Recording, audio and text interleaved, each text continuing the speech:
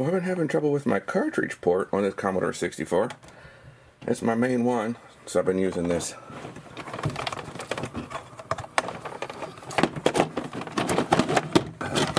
Cartridge expander seemed to help.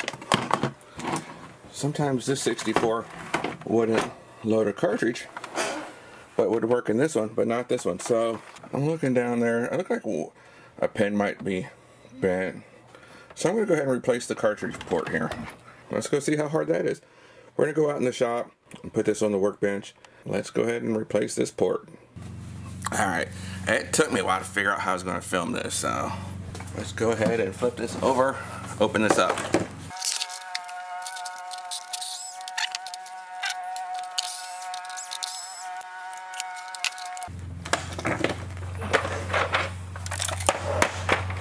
There's something rattling in here. Don't know what that is. Got 3 screws. Take those off. This should lift up. There we go. Gotta take this off. Gotta unplug the keyboard. I would set this aside. Gotta take this board out. But over here, I have my Jiffy DOS. So we gotta take that off.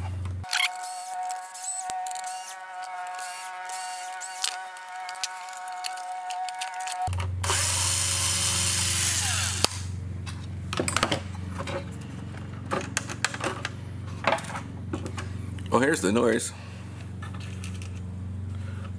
These are pieces of cartridges that have broken off. I've got grounding. 1, 2, 3, 4, 5, 6, 7, 8, 9, 10. I have to remove 10 of those. Okay, so I snipped around all those heat seal places here. That was a little tricky. And this is the area we need. Another problem could have been cold solder joints, where if we just went back and touched up each one of these, it might solve the problem.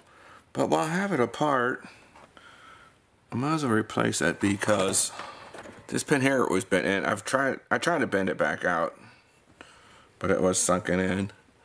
So while I got it all apart, it wasn't too bad to remove this. I had only had two solder points, and you had to bend these straight, and it came right off. If we're lucky, the solder sucker. I got the smallest tip I have.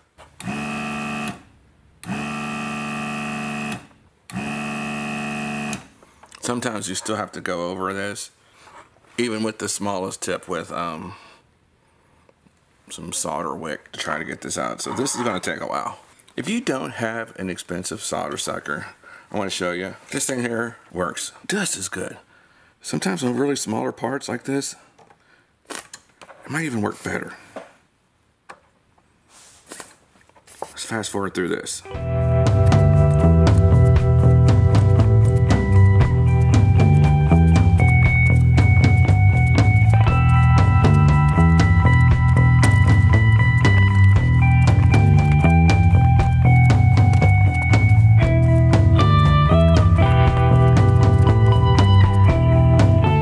See, it does an okay job, but we need to touch these up and then see if we can pop that out. Alright, that took about a half hour to get all those pins out. What I do is hold this up to the light to make sure I can see through each hole underneath here. And now we're ready for the replacement. Before I put this in, make sure all the pins are in, looking good.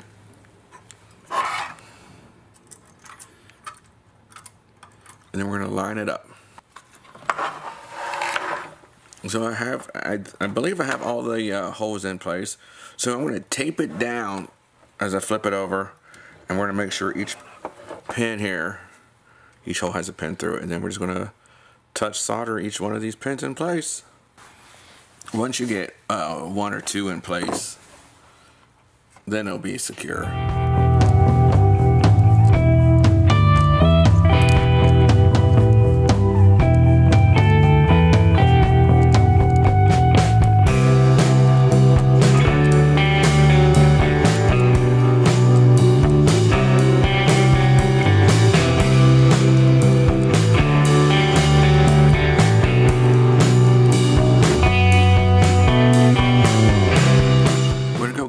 magnifying glass and check each solder point. Maybe I'll use a multimeter also. Alright, so with my work glasses on, there's a pin here I don't like. I'm going to redo that one. And if I'm not sure, I can use my Fluke multimeter and check continuity between the pin and where it's supposed to be. So anyways, let's retouch this pin. And I was also making sure I didn't have any overlap bridging between two pins too. You can also check that with your multimeter. I'll show you. You got your multimeter here. And what you can do is just check two pins like that. And it should not beep. If it beeps, that means that you got solder between the pins. Although if it did that, and if it looked okay, I'd trace this, I'd watch the trace. Maybe they're both ground, and then they are going to be connected. Like this. See, these are both ground points. Let's put the shield back on. Pretty confident here in our work. So I just soldered these 2 points back. Now we have this little thing here. Flip it over. I was just going to touch up a couple solder points. Alright, so I'm just going to tack some solder across these points. And we're going to put it back together, go down the basement and test this. This looks like a good point right here to solder back together.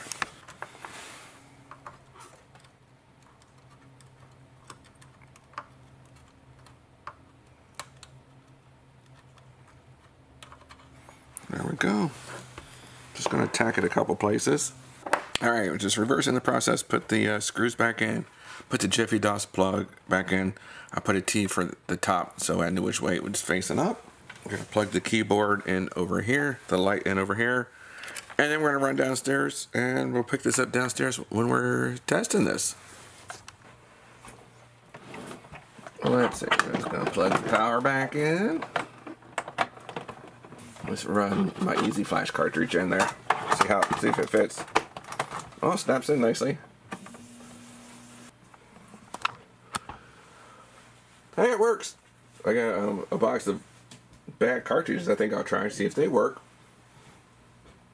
Maybe they'll work in this machine when they didn't work before.